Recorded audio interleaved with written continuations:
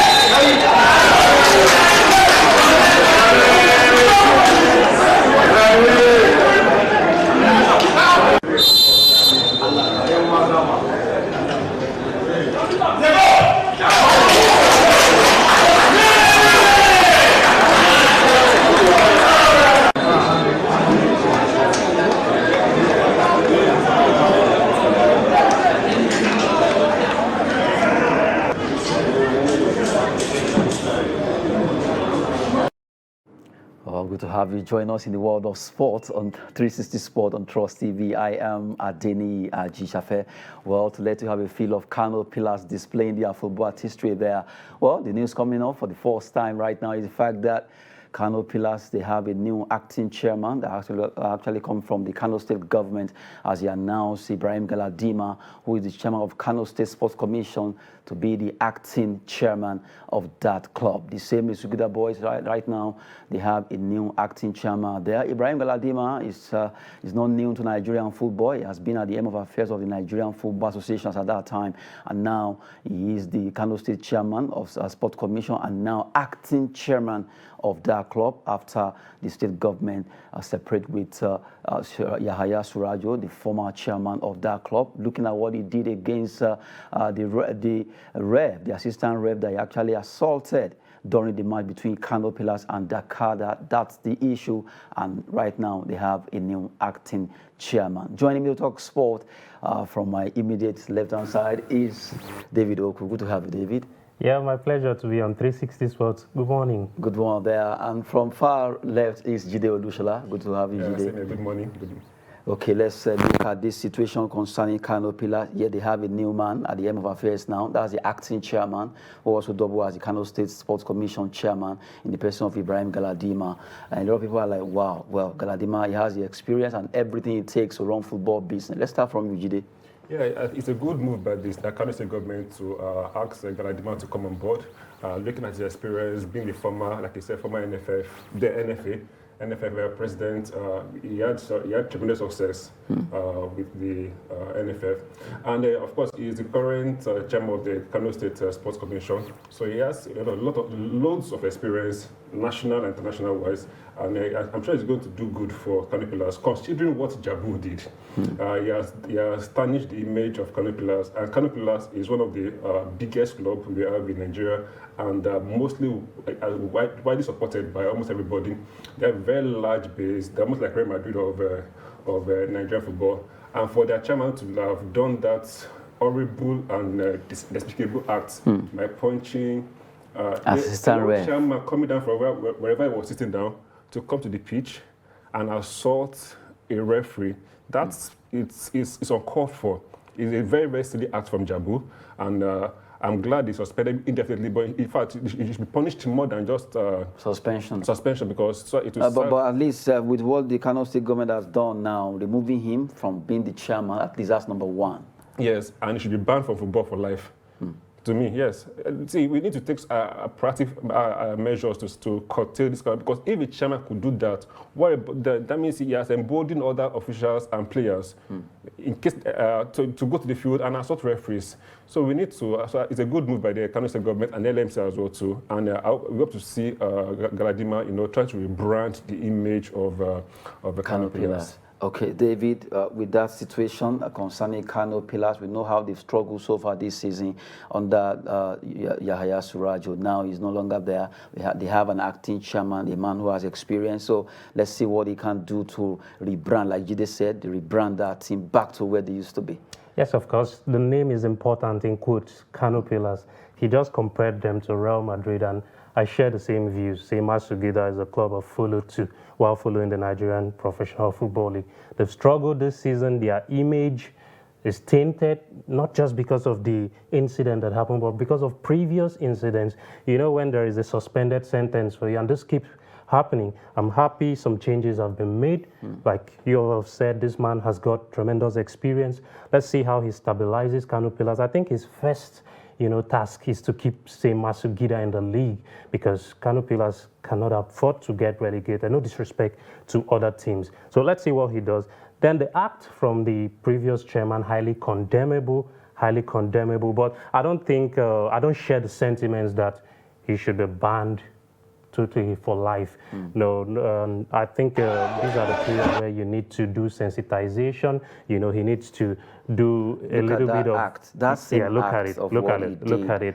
There's no hiding place for him. Absolutely no hiding place. Sensitization for this man is important now that he doesn't do this. I think violence should be discouraged, or forms of violence should be discouraged. And it's not just this alone. Other clubs we've seen, goodness me, horror pictures I've seen, gory photographs coming in, I think violence needs to be discouraged at all forms. In Nigerian football, not only in the MPFL, we've seen it happening in Nationwide League 1, NNL, where JATT players and fans actually, they attacked a female ref. And that ref actually landed in the hospital. And right now, I'm still looking at JATT, for them to have done this.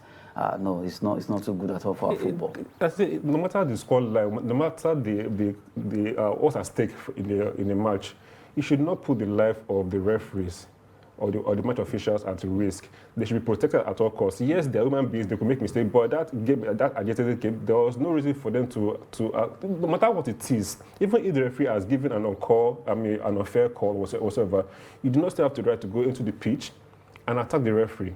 Now, this is a lady now. Just imagine men gathering together to beat one woman, and she lying in the hospital. Although if she had died at that point. Now, we don't know the state of her health right now, whether she has recovered from the hospital or not. But at that point, what if she had, kicked the bucket and gone away? What would have happened? So let this issue of hooliganism, violence, even from fans, there's a lot that needs to be done. Like you said, they need to go back to the grassroots and begin to talk to people. Why there is need for us to respect life. It's important. Yes, we are playing football. Yes, we love football. But let us curtail our passion. Not to the extent that we now go up to the pitch, destroying things, beating up people, destroying facilities, all because your team is losing. or has lost. No, let's respect that sanctity, and that woman's life is important. Then probably from there, everything else will be back to shape. Let's hope that things will just get back to shape concerning Kano Pillars. They have a new acting chairman, Ibrahim Galadima, with his experience. He will be changing things in that club. Now let's look at women football. It's AFCON season now, or rather WAFCON. Women football is starting July 2nd, and it's so close. Well, our own darling team, Super Falcons, will be playing on 4th against Bayana, and we are focusing on Women African Cup of Nations and also Super Falcons. What are they are over there in Morocco? Can they win it again? They are the defending champion. Well, David, with your experience covering especially women football, what can you say about the preparation of Super Falcons and other team, Bayana, Burundi, and Botswana? Yeah, it's a relatively easy group, no disrespect to Burundi and Botswana, but South Africa is the one Nigeria will be looking to get past, and it comes early for them. That's on the 4th of July in Rabat. That game is scheduled for the night in 20-30 hours. It is important that preparation has carried on since last year. The ladies have been involved in all tours, friendly games. We saw the Aisha Buhari Cup culminated in Banyana winning here in Lagos. So we want to get one past them because of the manner of that defeat. It was not just the scoreline, the way they controlled the game, and that led to Desiree Elise, the coach, talking tough. So we're looking to see if now that we have our best legs, because what Randy has said is true, we've not had our best legs together, in some of those patches. Maybe that must have affected the way we've gone about our business, especially in the middle of the park. And now we have all the players together. They've done about 2 weeks here in Abuja. They've had a week or long stretch week now up until Monday before they play South Africa. So preparation has been good. Everyone is in high spirit. Players are in tremendous form. Rashidat Ajibade for Atletico Madrid up front. Asisat Oshoala for Barcelona has come back and hit the ground running again after that injury she sustained. And then what's her name again? Chinonyere McLean. That's the new one. Scored 20 goals in Poland. She's from Abia State and through the ranks from Abia Angels, the female football team in Abia State. And then there's this lady, Ifeoma Onomono from Gotham FC, New York, New Jersey in the United States of America. Fantastic player too. She scored both goals against Cote d'Ivoire here in Abuja. So with this crop of players that we have, with the stalwart at the back in Ebi Onome, I'm thinking it's going to be difficult to take on the Falcons. If they play to their full potential, I bet we should watch out for them. That's why they've initiated the hashtags we count on you, hashtag going for 10, and hashtag Super Falcons. Hopefully we'll get it right. Talking about Super Falcons there. Jide, I see you smiling. So I see you want to contribute something about this. No, I'm just impressed. Of course, we just saw our Imbo War. That was Ashley Plumtier. And she's a very good addition to the back line. And considering the fact that South Africa beat her, like you said, at the Asia Cup 4-2, I think 4-2. Yeah, but then last AFCON, the first match, when the same group in the group stage, they defeated us, but in the finals, we struggled to win that match 1-0. But now with the new players Randy has brought on board, I expect that we should be able to have, it's not be easy against Bayana on Monday. It's going to be tough. The game might end draw, but it's going to be a very tough game for our girls. But then we should qualify from that group as well. It's an easy group for us. No disrespect to the other teams, but the biggest teams in that group is Nigeria and South Africa. So automatically you are saying both Super Falcons and Bayana should qualify. They want to get. And we might still, we might meet again in the finals, because these two teams are the biggest teams in African football right now. So we might still meet again in the final. If as we leave group stage, we will not meet at all until the finals. I think so. I believe so. He would love that for a final. That would be nice to have Super Falcons and Bayana. But from the way it is, we have a lot of scores to settle concerning that game because of what they did here in Nigeria. But hopefully, the Super Falcons will actually triumph by defending this particular cup and also do well at the World Cup. Now, let's move away from women football and talk about athletics this time around. We're looking at 2022 World Athletics Championships Championship, where World Athletics gives AFN, that is Athletic Federation of Nigeria, orders, July 4 deadline to submit the final list of all the athletes that so far qualified from their country. Well, good one. Just recently, we had our own trials concerning World Athletics, and also Commonwealth Games are becoming in Birmingham. And right now, we have some names. Let's look at the list of those athletes that so far qualified from Nigeria. We have the likes of Toby Loba Mushon, who qualified by wild card as Diamond League champion for 100-meter hurdles. Women 100-meter, we have Favor Philly, qualified by standard entry of 10.93 seconds. Grayson Kocha qualified by standard entry of 10.97. Rosemary Chukuma on 10.99. You have Toby Amushon too in 100-meter race, qualified by entry standard of 11.14.